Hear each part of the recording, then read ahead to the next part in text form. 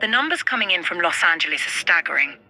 Imagine the entire population of Providence, Rhode Island, suddenly forced to evacuate their homes.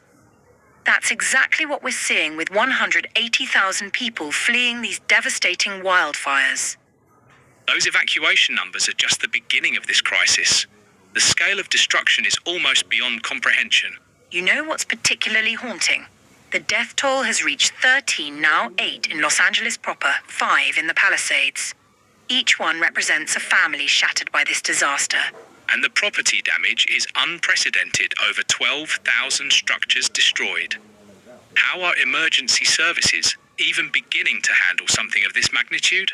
Well, here's what's fascinating. From a scientific perspective, this fire is actually creating its own weather system. The intense heat generates what we call pyrocumulus clouds, which can produce their own lightning strikes and wind patterns. So the fire is essentially feeding itself? Exactly.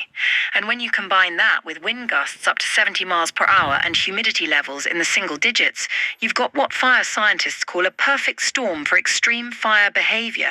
You mentioned the wind speeds. That's exactly what makes this so challenging for firefighters, isn't it? Right. And here's something most people don't realize.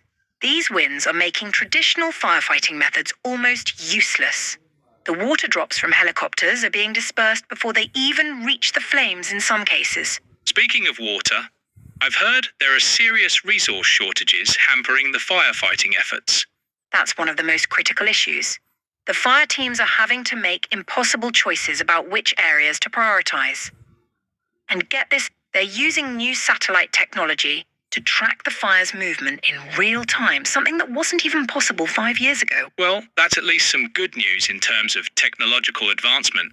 But here's what's really concerning. The average size of wildfires in California has increased by about 800% since the 1970s.